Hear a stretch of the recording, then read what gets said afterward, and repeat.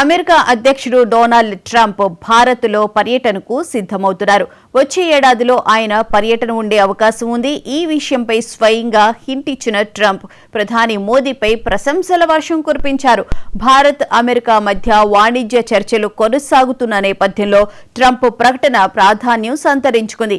బరువు తగ్గించే మందుల ధరలను తగ్గించడానికి సంబంధించి కొత్త ఒప్పందాన్ని ట్రంప్ ప్రకటించారు. ఈ సందర్భంగా వైట్ హౌస్లో జరిగిన విలేకరుల సమావేశంలో ఆయన మాట్లాడారు. ప్రధాని మోదీతో వాణిజ్య చర్చలు చాలా బాగా జరుగుతున్నాయని తెలిపారు. మోదీ రష్యా నుంచి చమురు కొనడం చాలా వరకు మానేశారు.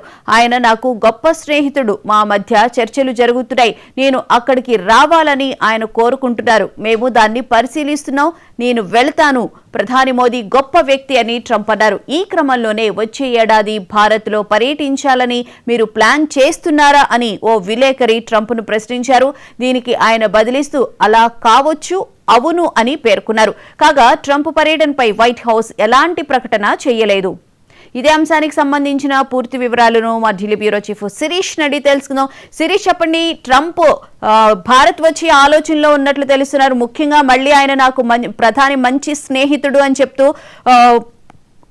ఆయిల్ కొనుగోలుకు సంబంధించి కూడా కీలకంగా ప్రకటించినట్లున్నారు కదా. అంటే అంతర్జాతీయంగా కూడా అమెరికా అధ్యక్షుడు డొనాల్డ్ ట్రంప్ కి కొంత ఎదురుగాలి అనేది కూడా వేస్తుంది.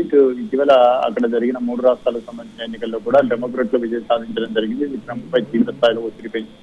ఎందుకంటే ఆయన తీసుకున్న అనాలోచిత నిర్ణయాల వల్ల ఇలాంటి ఘటనలన్నింటి కూడా చోటు చేసుకుంటారు. ఏషియాలో ఇండియా లాంటి కంట్రీని వదులుకోవడం అనేది కూడా వ్యూహాత్మక తప్పిదం అని చెప్పేసి కూడా అనేక మంది సెనేటర్లు ట్రంప్ పైన ఆరోపణలు కూడా చేస్తున్నారు. సో ఈ నేపథ్యంలో భారతదేశంతో ఇటీవల కాలంలో కొంత డిస్టర్బ్ అయిన సంబంధాలను తిరిగి పునరుద్ధరించుకునేందుకు ట్రంప్ ప్రభుత్వం ప్రయత్నాలు కూడా చేస్తుంది. దీనిలో భాగంగా వచ్చే సంవత్సరం